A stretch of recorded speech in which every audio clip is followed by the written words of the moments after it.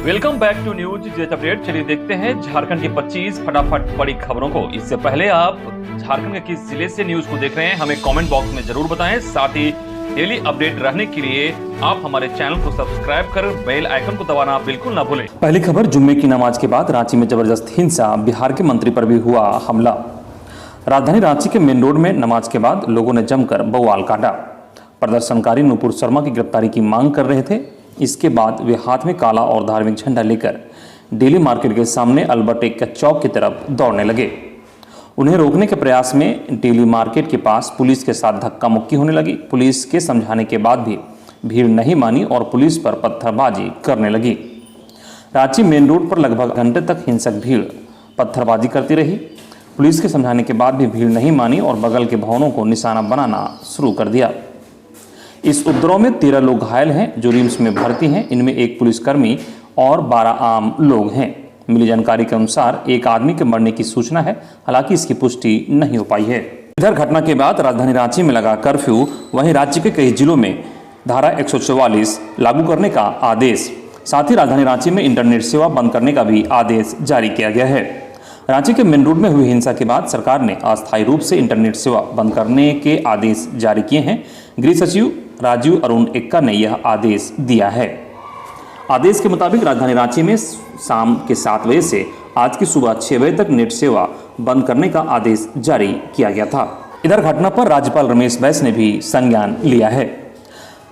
इस मामले में राज्य के राज्यपाल रमेश बैस ने घटना पर संज्ञान लिया है। मामले की जानकारी लेते हुए राज्य के मुख्यमंत्री हेमंत सोरेन और डीजीपी नीरज सिन्हा से उन्होंने बात की और डीजीपी को राज्यपाल ने कई निर्देश भी दिए हैं और उपद्रव करने वालों की शिनाख्त कर जल्द से जल्द गिरफ्तार करने की मांग की। अगली खबर, रांची में हिंसा के बाद सीएम हेमंत सोरेन ने जताई चिंता, लोगों से शांति बनाए रखने की अपील की। मुख्यमंत्री हेमंत सोरेन ने राजधानी रांची के मेन रोड में हुई हिंसा के बाद उसकी निंदा करते हुए चिंता जताई है। मुख्यमंत्री ने घटना पर दुख जताते हुए कहा कि कहीं न कहीं हम सुनियोजित तरीके से शिकार हो रहे हैं, जिसका परिणाम हम सभी को भुगतना पड़ रहा है। मुख्यमंत्री ने राज्य की जनता से अपील करते हुए कहा कि राज्य की जनता हमेशा संवेदनशील और सहनशील रही है। वर्तमान हालत में हम सभी परीक्षा की घड़ी से गुजर रहे हैं। मुख्यमंत्री ने धैर्य नहीं खोने की अपील करते हुए कहा कि कानून और संविधान भी यही कहता है कि जो जुर्म करता है उसे सजा भी मिलती है, इसलिए कोई भी हिंसक घटना को अंजाम न दे जिससे वे जुर्म का भागीदार हो जाएं। इधर रांची हिंसा को बीजेपी ने बताया सुनियोजित साजिश, उपद्रवियों के घर बुलडोजर चलाने की मांग। शुक्रवार को नमाज के बाद रांची में हुई हिंसा की बीजेपी नेताओं ने कड़ी निंदा की है। इस घटना को सरकार की विफलता बता रही है। वहीं यूपी की तरह उपद्रवियों के घर पर बुलडोजर चलाने की मांग कर रहे हैं। पूरा राज्य अराजकता की चपेट में है। पूर्व मुख्यमंत्री सह भाजपा के राष्ट्रीय उपाध्यक्ष रघुवर दास ने रांची हिंसा की निंदा की है। जमशेदपुर में एक कार्यक्रम के दौरान पत्रकारों से बातचीत करते हुए उन्होंने कहा कि आज की घटना जितनी निंदा की जाए उतना कम है। उन्होंने कहा कि यह पूरी तरह से सुनियोजित साजिश थी। इस घटना को देखकर लगता है कि इस राज्य में कोई सरकार नहीं चल रही है। यह राज्य पूरी तरह अराजकता के चपेट में है। अगली खबर, बासुकीनाथ दुमका मार्ग को 4 लेन कराने का आग्रह। मुख्यमंत्री हेमंत सोरेन ने केंद्रीय सड़क परिवहन एवं राज्य मंत्री नितिन गडकरी को पत्र लिखकर बासुकीनाथ से दुमका और डुमरी से देवघर सड़क को 4 लेन करने का आग्रह किया है। मुख्यमंत्री ने कहा कि राज्य की सड़क व्यवस्था सुदृढ़ करने में केंद्रीय मंत्री गडकरी का हमें साथ हमेशा मिला है। मुख्यमंत्री ने पत्र के जरिए केंद्रीय मंत्री को अवगत कराया है कि झारखंड में देवघर बैजनाथ धाम एक महत्वपूर्ण तीर्थ स्थल है। हर साल जुलाई से अगस्त के दौरान लगने वाले श्रावणी मेले में देश भर से लाखों भक्त देवघर पहुंचकर भगवान शिव को गंगा जल अर्पित करते हैं। कोरोना महामारी के कारण पिछले 2 वर्षों से देवघर में श्रावणी मेला आयोजित नहीं किया गया है। हालांकि कोरोना महामारी नहीं बढ़ने की स्थिति में इस साल मेला आयोजित होने की संभावना है।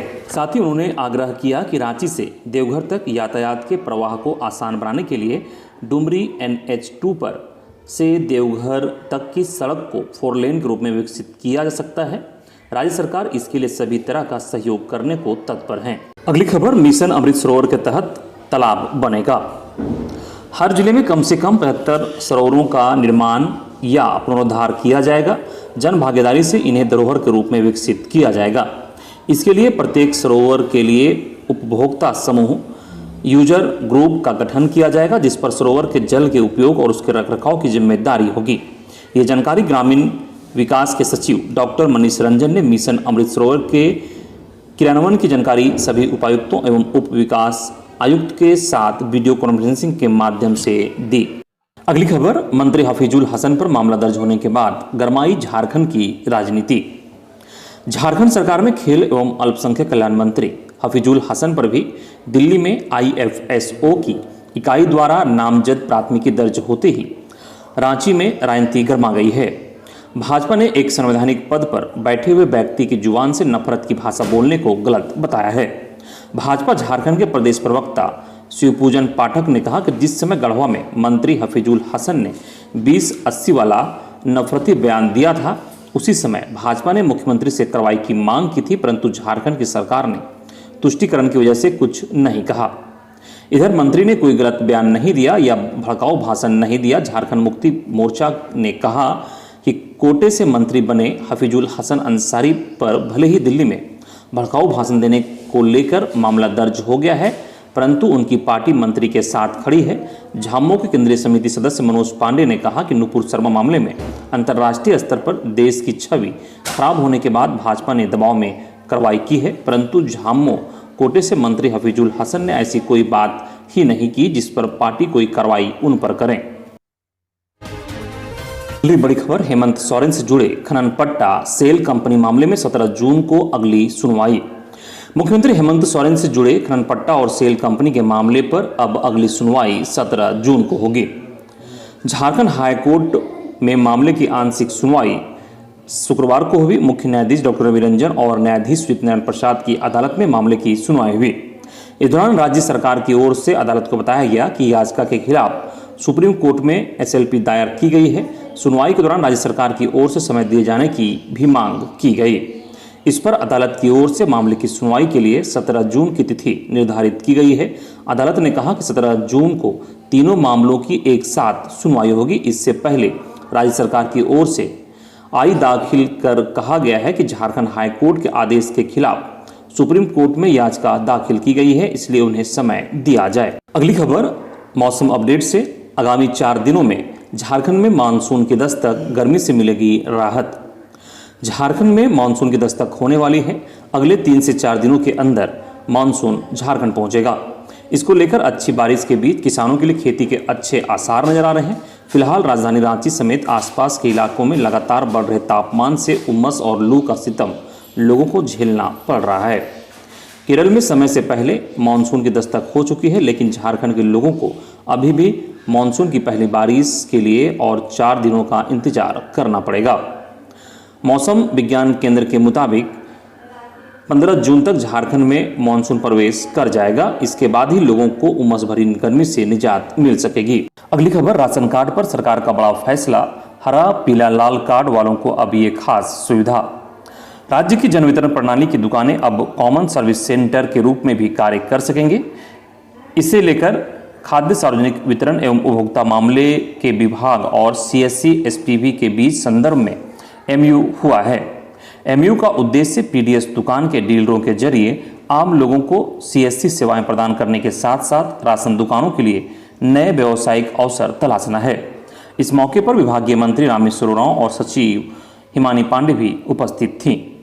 राशन दुकानों के CSC केंद्र के रूप में संचालित होने के बाद लोगों के bill payment, pan card, passport के लिए आवेदन देना, वोटर ID से जुड़ी सर्विस, PM किसान, आयुष्मान भारत योजना, ई-श्रम निबंधन, टेलीमेडिसिन, डिजिटल साक्षरता अभियान की सुविधा मिल सकेगी।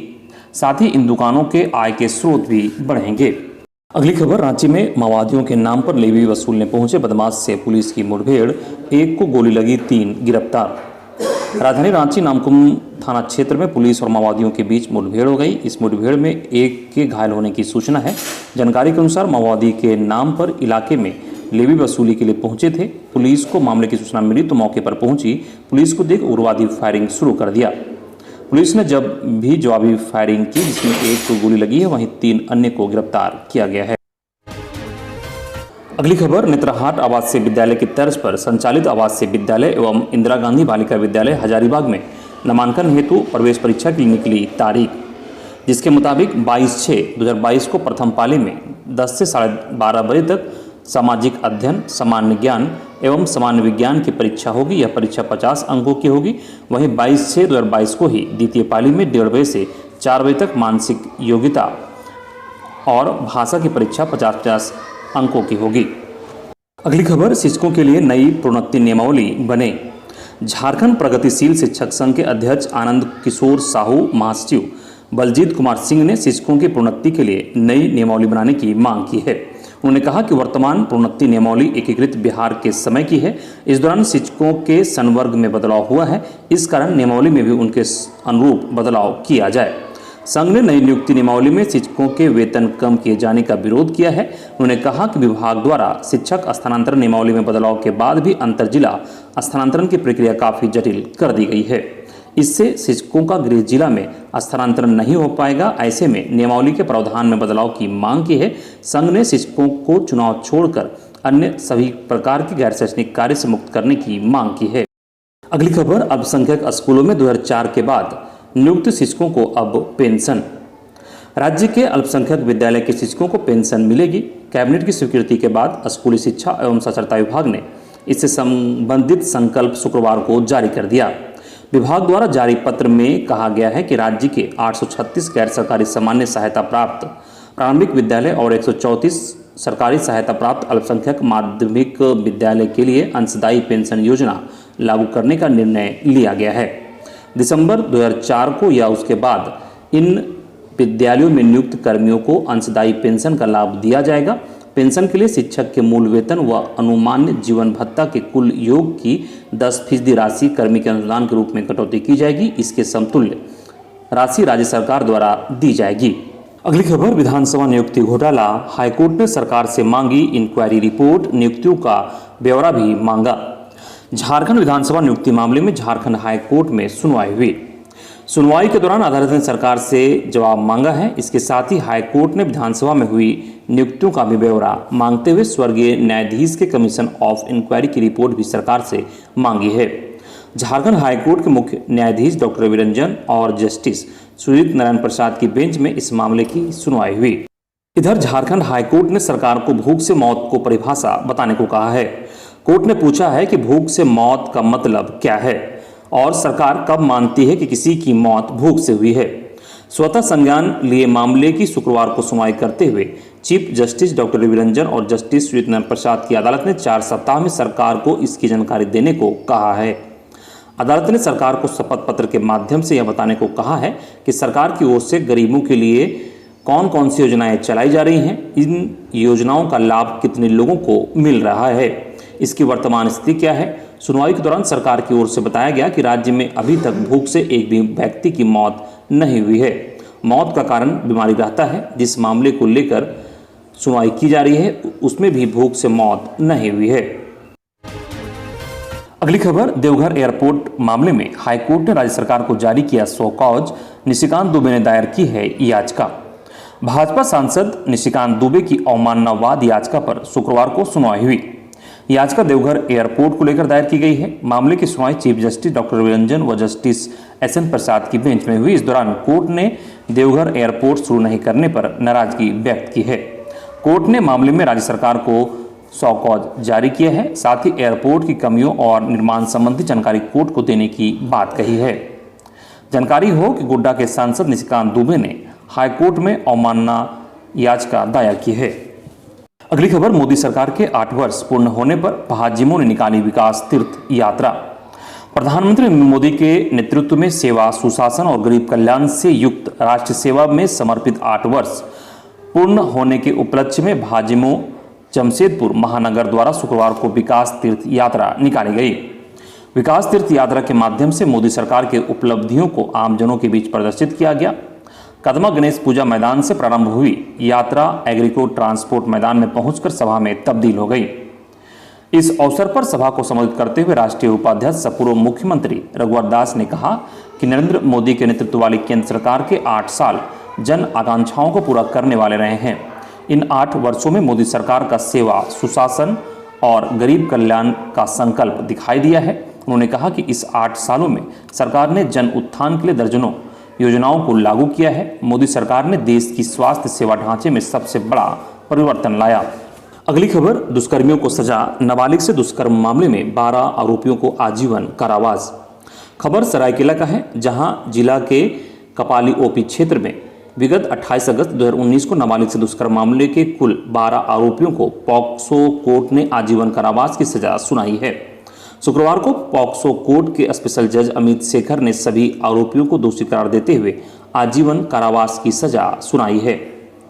पॉक्सो कोर्ट के स्पेशल जज अमित शेखर ने 12 आरोपियों को धारा 323, 341, 342, 354, 354A, 354B, 376D, 395, 504, 506, 34 IPC के अलावा पॉक्सो सेशन 6 और 10 के तहत दोषी मानते हुए आजीवन कारावास की सजा सुना दी।